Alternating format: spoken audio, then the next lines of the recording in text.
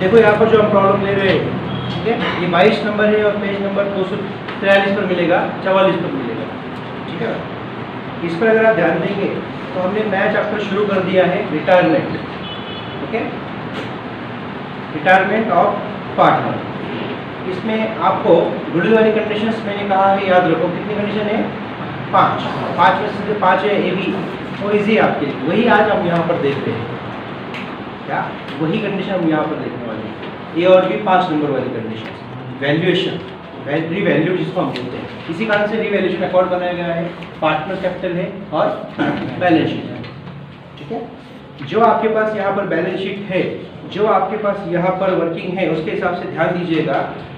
Adjustment में कहा गया है on the about date Dharia retire, underline कर दिया है आपने धारिया रिटायर, तो इन तीनों में गया कौन, धारिया। अब हम बात करते हैं आगे वाली, बैलेंस शीट दी गई है, बैलेंस शीट को ट्रांसफर करना है, जो मैंने यहाँ पर ट्रांसफर किया हुआ है। सबसे पहले लायबिलिटी साइड है, मैंने लायबिलिटी में नई बैलेंस शीट बनेंगी, इसी कारण से बैलेंस शीट में लिखा है liability capital Desai Parekh creditors outstanding expenses, मतलब नई बैलेंस शीट बनानी है। पिछले चैप्टर के हिसाब से डिसोल्यूशन था, उसमें एक बात बनी थी, खत्म किया था हमने पूरा बिजनेस। यहाँ पर बिजनेस खत्म नहीं हो रहा है, बिजनेस कंटिन्यू होने वाला है, इसलिए बैलेंस शीट पर डिपेंड क्या बन रही है, बैलेंस शीट, ठीक है। बाकी वर्किंग यहाँ से होके गुजरने वाला है। तो हमने ट्रांसफर कर दिया पूरी एसेट, जिस पर एडजस्टमेंट है पूरा इधर में लिखा है, नहीं रही तो आउटर में लिख देंगे, ओके। क्रेडिटर्स का एडजस्टमेंट नहीं है, हमने आउटर में लिख दिया है, और 2 पार्टनर रह गए तो उनका नाम लिखा है देसाई और पारेख। अब हम आगे की बात करेंगे, पार्टनर कैपिटल में उनके बैलेंसेस हमने लिख दिए हैं, जिसमें से बचा है वो सिर्फ है profit and loss account. Profit and loss account liability side है, मतलब प्रॉफिट है, और जाने वाले पार्टनर को भी प्रॉफिट देना ही पड़ेगा, उसके बगैर वो निकलने वाला नहीं है। इसीलिए क्रेडिट साइड में पार्टनर के बाद प्रॉफिट एंड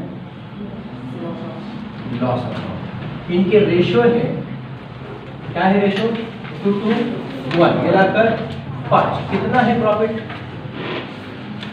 15,000 को 5 से डिवाइड किया तो 3,000, डबल किया तो पहले के लिए, दूसरे के लिए, तीसरे के लिए बढ़ गया। अब आगे की बात कहते हैं, धारिया रिटायर हो गए और गुडविल वाज रीवैल्यूड 15,000। गुडविल कीमत थी 17,250, आज उसकी कीमत रीवैल्यूड कितनी हो गई, तो 15,000 आउटर में लिखने, डिफरेंस कितना आया,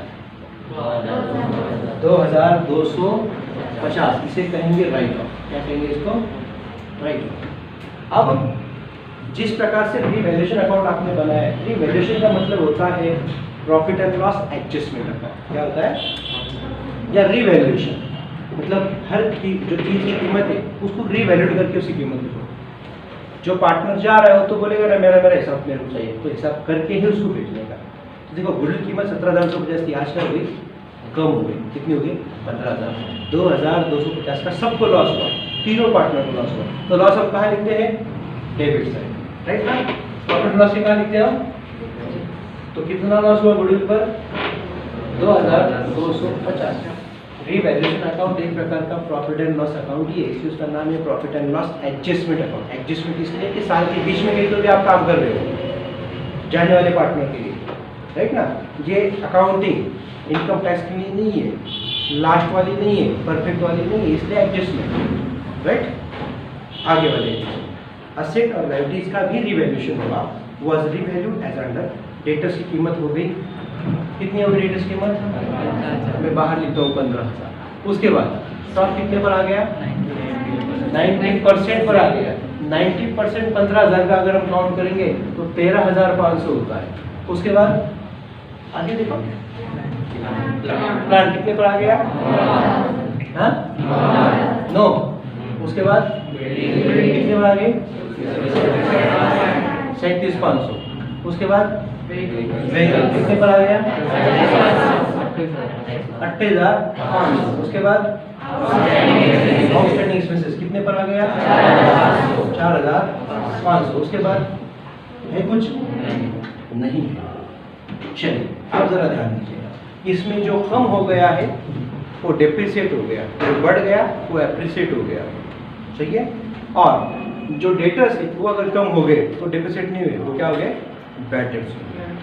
okay, reserve for doubtful days, bad days, provision, ये वर्ड आपने सुने थे ना ऑलरेडी, उसी प्रकार से। तो पहले हम इसकी बात करते हैं। हमारे पास क्या हो गया, एक तरह के बैड डेट्स हो गए। क्या हो गए, कितने रुपए से 3000, दोनों का फर्क लिखने का बस। इसमें कितना फर्क आया, 1500। ये क्या हो गए, राइट ऑफ हो गया, डिप्रिसिएट हो गया। यहाँ पर क्या हो गया, बढ़ गया ना, प्लस एप्रिसिएशन हो गया। कितने रुपए से एप्रिसिएशन हो गया, 15,000 रुपए से। सही है क्या।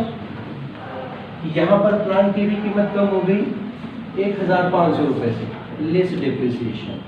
व्हीकल की कीमत भी कम हो गई, लेस डिप्रिसिएशन, 1,500। सही है, समझ में आया, इजी, डिफिकल्ट कुछ नहीं है। एक बार इसे पहला अकाउंट पढ़ लिया, उसके लिए डिफिकल्ट नहीं है। हो गया।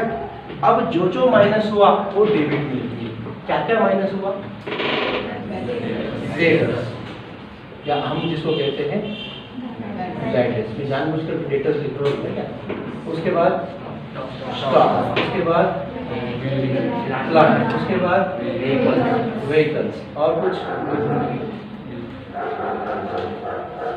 बस इतनी ना अमाउंट बोलो। डेटर्स की 3,000, उसके बाद प्लांट की, स्टॉक की और व्हीकल की कितनी है ना, 1500। लेकिन ये प्लस में नजर आ रहा है मेरे को, वो है बिल्डिंग। तो बिल्डिंग को किस साइड में लिखना पड़ेगा, जो माइनस है डेबिट में, तो प्लस वाला क्रेडिट में। कितने रुपए से, 15,000 रुपए। अब बात जरा इसकी भी करेंगे, क्योंकि वो अलग है, एसेट अलग चीज है और राइट अलग चीज है। तो बात करेंगे आउटस्टैंडिंग एक्सपेंसेस 7,500 थे, जो 4,500 पर आ गए। कम हुए या बढ़ गए, कम हुए ना, मतलब ये भी राइट ऑफ हुए, ये भी कम हो गए। कितनी कम हो गए, हमें फायदा हुआ है, हमें नुकसान हुआ।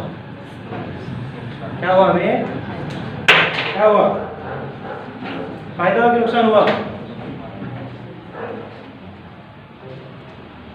जल्दी बताओ, इसका टाइम बढ़ रहा है।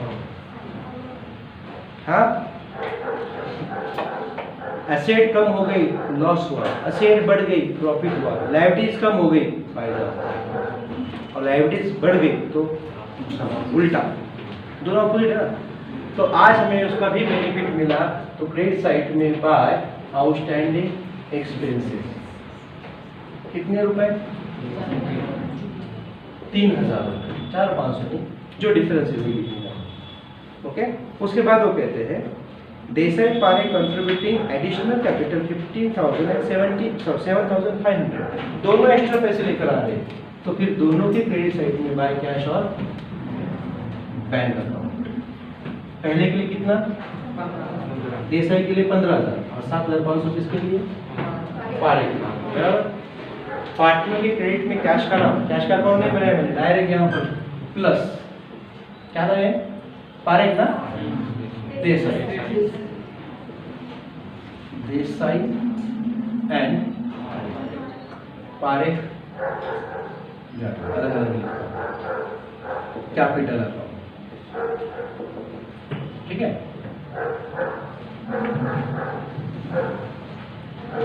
चलेगा ना, समझ में आएगा क्या। यहाँ पे ये अकाउंट यहाँ पे नहीं, कितना है, 15,000 और दूसरा 7,500। इसका मैं अकाउंट बनाकर भी अलग से ले सकता हूँ। आज मैं खुद जानबूझकर इसको अवॉइड कर रहा हूँ। रुपए कितने बन गए कुल मिलाकर, 7, 14, 15, 20 और 60 ना, आया ना, चेक करो, हो गए 60 नहीं, गलत हुआ, कितने, कान पीछे मारूंगा।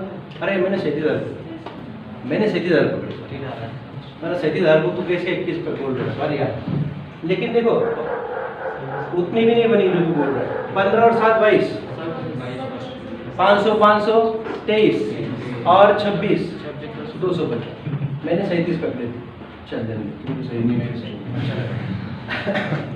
ठीक है, अब आगे बढ़ेंगे।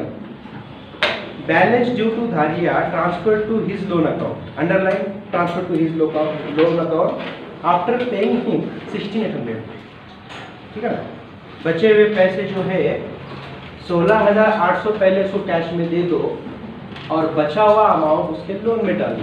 तो अगर हम बात करते हैं कैश पेमेंट की, तो किसको कैश पेमेंट करने का है? हाँ, कितने रुपए? 16,800 ना, 16,800। तो 16,800 यहाँ से धारिया के लिए माइनस भी करने पड़ेंगे, जैसे प्लस किए थे तो धारिया के लिए माइनस करो। 16,800 माइनस करने पर अब कितना बचेगा? 12,450 1 9,450। सही है क्या? चेक करो क्या कैश 9,450 सही है क्या?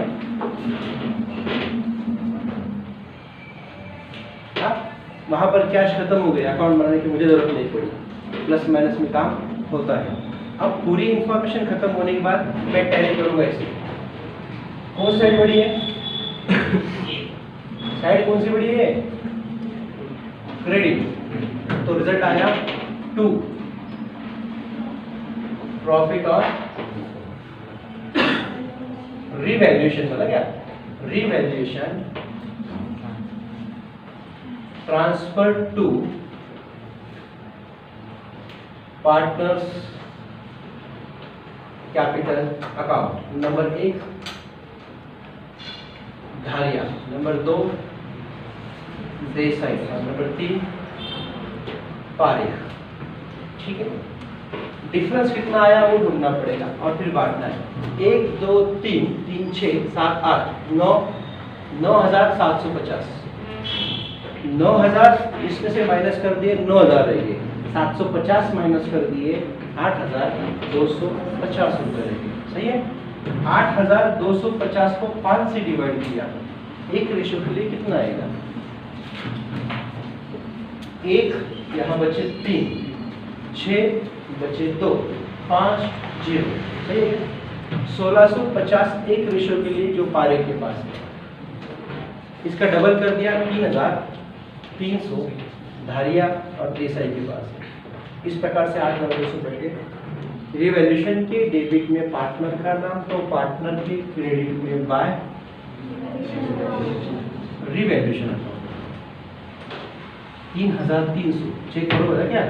3,300 और 1,650। अब इसमें सबसे पहले टैली वही करना है जो जा रहा है, और जाने वाला है धारिया। तो धारिया को हम टैली करेंगे 37 643 और 46,800। सही है क्या? मैं रिपीट करता हूँ, 37 3 10 40 46,800। 46,800 में से 16,800 गए तो डिफरेंस कितना रहता है? 30,000 का। ये कहाँ ट्रांसफर करने हैं? उसके लोन अकाउंट में। तो यहाँ पर लिखना धारिया लोन अकाउंट, जिसका दूसरा इफेक्ट आपकी नजर में आएगा लायबिलिटी साइड में, धारिया लोन अकाउंट अमाउंट है 30,000। ठीक, क्या हो रहा है समझ में आ रहा है? इजी है, कोई भी डिफिकल्टीज नहीं है, दिमाग में रखो। 5 नंबर की गुडविल वाली कंडीशन थी, गुडविल का रिवैल्यूएशन हुआ माइनस में, हमने ट्रांसफर कर दिया। अब टैली करेंगे, बचे हुए 2 पार्टनर, इसने पैसे भी लाए, तो 30 36 41 51 54 300। चेक करो रे, सही क्या? 30 36 41 51 और 54 300। अच्छा, 15 और ये 10 25 1 26 500 500 27 150। सही है? सही है क्या? अब इनका बैलेंस बिजनेस में है, तो फिर टू बैलेंस कैरिड डाउन, क्योंकि ये बिजनेस कंटिन्यू करने वाले हैं। 54,300 और 27,150, जिसका इफेक्ट हम लेकर जाएंगे तो आपके बैलेंस शीट में है 54,300 और 27,150, मतलब मिलकर बनेंगे 81,000, बराबर ना? 450। ये 450 7 4 11 1, इसमें डाल दिया 8। अब ये टैली होना ही चाहिए। टैली होने के लिए अगर हम बात करेंगे तो यहाँ पर 80 और ये 30 या ये और 10 40, 1,20,000 20 24 25 26 27 27,950। 1,27,950। रिपीट करूं, 80 और 30 एक 10 और 10 एक 20, एक 20 24 25 26 27, 1,27,000 450 और 500 हो गए 900। इधर आइए, ये 9 15, हाँ ये 15 और 9 24 24 और ये 10 34 34 30 और ये 40 74 74 और 9 83, ठीक है 83 और 20 1,03,000, 1,03,000 में मिला है 15, 1,18,000, 18 में 8 26 बराबर है 26 में ये 500 527, ये 500 और ये 450 950, 1,27,950। ठीक है, तो गए टैली। अब आपने कोई सवाल तो पूछो, तो उनका काम चल रहा है। मैं रिपीट कर रहा हूँ, हमने सिर्फ पहले ट्रांसफर किया, उसमें हमने अकाउंट बनाया रीवैल्यूएशन, राइट। उसमें पार्टनर का कैपिटल अकाउंट, कैश अकाउंट बना सकता था लेकिन मैंने नहीं बनाया। अगर आप कहेंगे तो बना लेंगे, उतना मतलब स्पेस है मेरे पास तो बना सकते, ठीक है, एडजस्ट भी कर सकते हैं। यहाँ पर हमने एसेट ट्रांसफर की, लायबिलिटीज ट्रांसफर की, जो एसेट की वैल्यू बढ़ गई उसको हमने प्लस किया एप्रिसिएशन बोलकर और उसको रीवैल्यूएशन की क्रेडिट मिली था, जिसकी घट गई जहाँ जहाँ माइनस हुआ